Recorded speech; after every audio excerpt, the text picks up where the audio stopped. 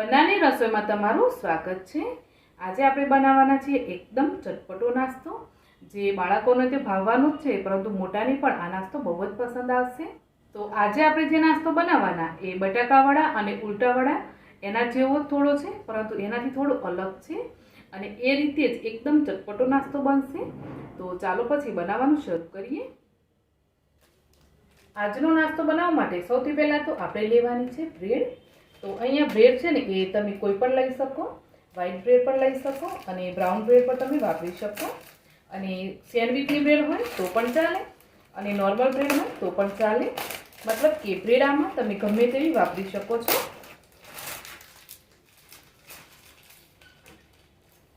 મેં જે બ્રેડ લીધી છે એ સેન્ડવિચની બ્રેડ છે, તો એ સાઈઝમાં પણ મોટી છે અને એની કિનારી પણ આ રીતે કટ કરેલી આવે છે।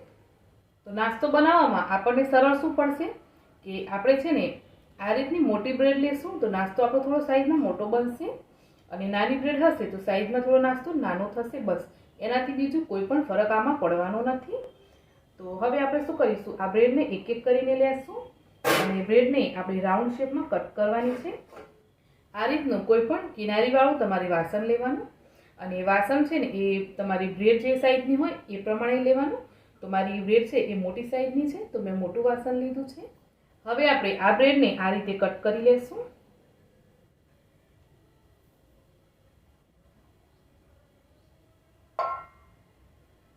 તો બધી જ બ્રેડને આપણે આ રીતે કટ કરી લેવાની છે। જેમ જેમ આપણે બ્રેડને કટ કરતા જશું એમ એમ એની કિનારીને આપણે મિક્સરમાં લેતા જશું, કેમ કે આપણે બ્રેડ ક્રમ્સ બનાવવાનું છે એટલા માટે। અને બધી જ બ્રેડને આપણે આ રીતે કટ કરી લઈએ। તો જેટલો પણ નાસ્તો બનાવવો હોય એટલી તમારે આ બ્રેડને કટ કરવાની છે।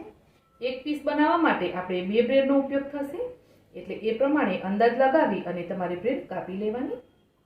નાસ્તા માટે આપણે જેટલી પણ બ્રેડ જોઈતી હતી એટલી આ રીતે આપણે રાઉન્ડ શેપમાં કટ કરી લીધી છે, અને આપણે જે બ્રેડની કિનારી વધેલી ને એ કિનારીને પણ આ રીતે મિક્સરમાં લઈ અને આપણે બ્રેડ ક્રમ્સ બનાવી લીધો। કટ કરેલી બ્રેડને અને બ્રેડ ક્રમ્સને આપણે સાઈડ પર રાખી દઈશું અને જોઈશું હવે આગળનું સ્ટેપ। હવે નાસ્તા માટે આપણે જોઈશે બટાકા। તો મેં અહીંયા 500 ગ્રામ બટાકાને કુકરમાં લઈ અને બાફી લીધા છે, અને એને છોલી અને આ રીતે તૈયાર કરી લીધા છે। બટાકાને આપણે છીણી લઈ અને આ રીતે છીણી લેશું। તો તમે બટાકાને મેશ પણ કરી શકો હાથથી, અને તમે પોટેટો મેશરથી પણ કરી શકો, પરંતુ આપણે બટાકાનો માવો છે ને એકદમ સ્મૂથ બનાવવાનો છે, એટલે આ રીતે એને આપણે ઘસી લેશું। આ રીતે આપણે બટાકાનો સરસ માવો બનાવ્યા પછી હવે મસાલા કરીશું। મસાલાઓમાં અહીંયા આપણે લીધા છે થોડા કોરા મસાલા, જેમાં આપણે લીધું છે સ્વાદ પ્રમાણે મીઠું, અડધી ચમચી ધાણા જીરું પાવડર, 1 ચમચી લાલ મરચું પાવડર, અડધી ચમચી હિંગ, અડધી ચમચી હળદર પાવડર અને અડધી ચમચી ચાટ મસાલો। તો આટલા કોરા મસાલાઓને આપણે બટાકાની અંદર નાખી દઈશું। અને બીજા મસાલાઓમાં આપણે લેવાનું છે અહીંયા 1 ચમચી જેટલા ઝીણા સમારેલા લીલા મરચાં, 1 ચમચી જેટલું ઝીણું સમારેલું લીલું લસણ। તમે લસણ નહીં ખાતા હોય તો લસણને સ્કીપ કરી શકાય। 1 મોટી ચમચી ગોળનો પાવડર, 2 ચમચી જેટલા ઝીણા સમારેલા લીલા ધાણા, અને નાસ્તાને ચટપટો બનાવવા માટે અડધા લીંબુનો રસ એડ કરીશું। તો મેં જે લીંબુ લીધું છે એ મોટી સાઈઝનું છે એટલે અડધું લીધું, નાની સાઈઝનું હોય તો તમે 1 લીંબુનો રસ નાખી શકો। હવે આપણે જે બ્રેડ ક્રમ્સ બનાવ્યો એમાંથી અડધો બ્રેડ ક્રમ્સ આપણે પછી વાપરવા માટે રહેવા દેવાનું, અને અડધો છે ને એ આપણે બટાકાને બાઇન્ડિંગ માટે વાપરશું। આ રીતે થોડો થોડો કરી બ્રેડ ક્રમ્સ એડ કરવાનો, અને આ બધી જ વસ્તુને આપણે મિક્સ કરી લેવાની। આ રીતે આપણે થોડો થોડો કરી જરૂર લાગે એમ બ્રેડ ક્રમ્સ એડ કરવાનો, અને બધું સરસ એવું મિક્સ કરી લેવાનું છે।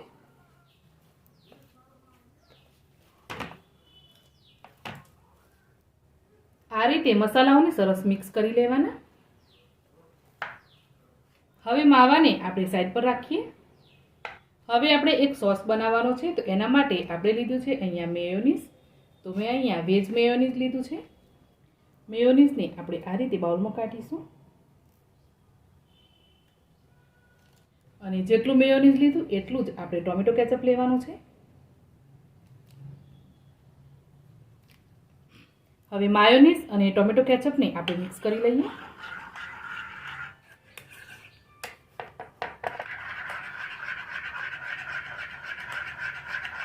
આ રીતે માયોનીઝ અને ટોમેટો કેચઅપને મિક્સ કરીને આપણે સોસ બનાવી લીધો છે.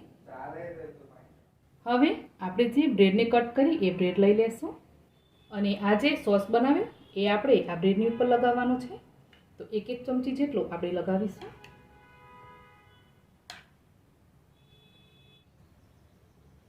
આ રીતે 1 ચમચી આપણે બધી જ બ્રેડની ઉપર સોસ લગાવી દઈએ.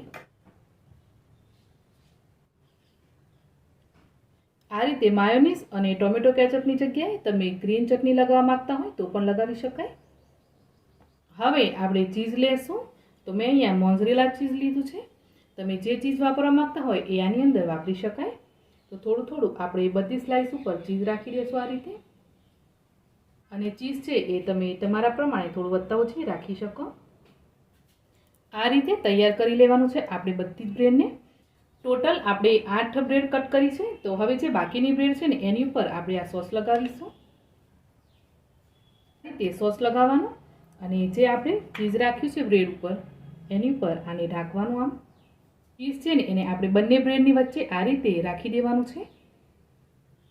આ રીતે આપણે દબાવી દઈએ થોડું. હવે બાકીની બ્રેડ છે એને પણ આપણે આ જ રીતે તૈયાર કરીએ. તો આ રીતે આપણે 2 બ્રેડનો ઉપયોગ કરી અને આ નાસ્તો બનાવવાનો છે. નાસ્તાને આ રીતે તૈયાર કરી અને થોડીવાર એને પણ આપણે સાઈડ પર રાખીશું. હવે આપણે મેદો કે પછી કોર્નફ્લોર લેવાનો છે. તો મેં અહીંયા 1 કપ ભરી અને કોર્નફ્લોર લીધો છે. તો કોર્નફ્લોરની અંદર આપણે થોડું થોડું કરી પાણી એડ કરવાનું અને આની સ્લરી બનાવવાની છે. તો મેં અહીંયા કોર્નફ્લોર લીધો છે એટલે 1 કપ કોર્નફ્લોર લીધો છે. જો તમે મેદો લો તો મેદો તમારે 2 કપ જોઈશે. આ રીતે આપણે કોર્નફ્લોરની સ્લરી બનાવી લેવાની. તો સ્લરીને પણ આપણે સાઈડ પર રાખી દઈએ 2 મિનિટ માટે. હવે આપણે જે બટાકાનો માવો તૈયાર રાખ્યો છે ને એ માવો લેવાનો. એમાંથી આપણે થોડો થોડો માવો તોડવાનો અને એને દબાવી અને આ રીતે ચપટો કરતા જવાનું અને એની પૂરીનો શેપ આપવાનો. અહીંયા માવો છે ને એ હાથમાં ચોટે છે એટલે આપણે તેલ લગાવી લેશું અને આ રીતે એને આપણે ચપટો કરવાનો. આ રીતે ચપટો કરી અને બ્રેડ લેવાની અને બ્રેડની ઉપર એને રાખવાનું છે. હવે બટાકાના માવાથી આપણે બ્રેડને આ રીતે બંધ કરવાની છે. બીજી બાજુ પણ આપણે એ જ રીતે કરવાનું. હાથમાં તેલ લગાવી માવો લેવાનો અને એને ચપટો કરવાનો અને બીજી બાજુથી પણ આપણે બટાકાના માવાથી આને બંધ કરીશું.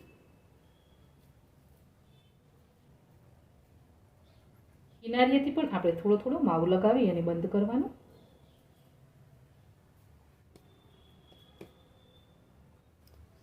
આ રીતે આપણે બનાવેલી જે બ્રેડ છે ને એને માવાથી ઢાંકવાની અને આ રીતે આપણે નાસ્તો બનાવવાનો છે. તો સેમ આ રીતે આપણે બધા બનાવી લેશું.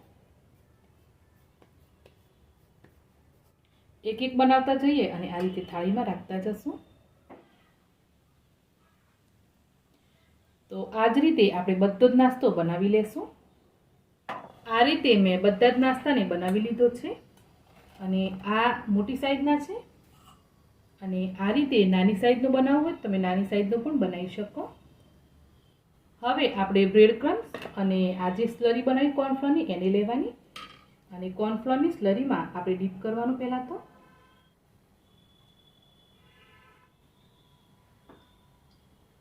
ત્યાર પછી આપણે બ્રેડ ક્રમ્સથી આને કોટ કરીશું.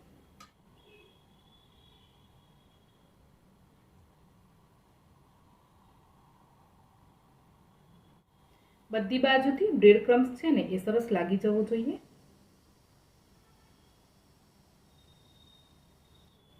આ રીતે તૈયાર કરી લેવાનું અને હવે આને આપણે તેલમાં ફ્રાય કરવાનું છે. આ રીતે આપણે બધા જ નાસ્તાને બનાવી લીધો છે અને બીજી બાજુ એને તળવા માટે તેલ પણ ગરમ કરી લીધું છે. તો હવે એક એક કરી અને આપણે નાસ્તાને તળી લેશું. એક બાજુથી નાસ્તો ક્રિસ્પી થાય એટલે એને આપણે પલટાવી દેશું અને બીજી બાજુથી તળી લેશું. તો તળવાવાળી પ્રોસેસ છે ને ફ્રેન્ડ્સ એ થોડી ધ્યાનથી કરજો કેમ કે તેલ બહુ ગરમ છે અને આપણે આ રીતે પલટાવીશું તો તેલ ઉડી શકે. અને આ નાસ્તાને તળવા માટે તેલ છે એ તમારે મીડિયમથી થોડું વધારે ગરમ જોઈશે. આ રીતે થોડી થોડી વારે અલટ પલટ કરતા જઈ અને નાસ્તો છે ને એ ઉપરથી ક્રિસ્પી ના થાય ને ત્યાં સુધી એને આપણે તળવાનું છે. નાસ્તાને તળવામાં ખાલી 2 થી 3 મિનિટ જેટલો ટાઈમ થયો છે અને નાસ્તો આપણો આ રીતે કલર પણ આવી ગયો છે અને ક્રિસ્પી પણ થઈ ગયો છે. તો એને આપણે કાઢી લેશું. આ રીતે જારામાં કાઢવાનું. હવે એ જ રીતે આપણે બાકીના જે બર્ગર છે એ પણ તળી લેશું. અને હા, કે તમારે એવું છે કે નાસ્તો આ રીતે બનાવવો છે પરંતુ તરત જ આને તળીને નથી ખાવું, તો તમે આ બનાવ્યો ને ત્યાં સુધી આને બનાવી અને ફ્રીજમાં રાખી શકો અને જ્યારે પણ તમારે નાસ્તો ખાવો હોય ત્યારે તમે એને તળી શકો અને ગરમ ગરમ ખાઈ શકો. તો બીજું બર્ગર પણ આપણું સરસ એવું ક્રિસ્પી થઈ ગયું છે, તો એને પણ કાઢી લઈએ. તો ચાલો પછી અહીંયા આપણો નાસ્તો તૈયાર છે. ઉલટા ચીઝ બર્ગર. નાસ્તો છે ને એકદમ ક્રિસ્પી બન્યો છે. તો ફ્રેન્ડ્સ, નાસ્તો જોઈને તમને પણ ખાવાનું મન થઈ જ ગયું હશે. તો જલ્દીથી આ નાસ્તાને બનાવીને ટ્રાય કરો, બહુ જ મસ્ત બને છે. તો હું નાસ્તાને તમને થોડો તોડીને પણ દેખાડું છું.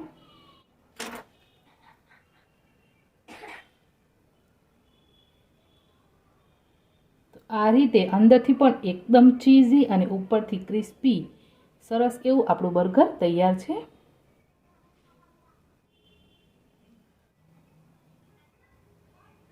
તો ફ્રેન્ડ્સ, આજની તમને ઉલટા ચીઝ બર્ગરની રેસીપી કેવી લાગી મને કોમેન્ટ કરીને જરૂરથી જણાવજો. રેસીપી ગમી હોય તો તમારા ફેમિલી ફ્રેન્ડ સાથે શેર કરજો અને ચેનલને હજુ સુધી સબસ્ક્રાઈબ ના કરી હોય તો જરૂરથી સબસ્ક્રાઈબ કરજો. તો મળીશું એક આવી જ નવી રેસીપી સાથે. આવજો.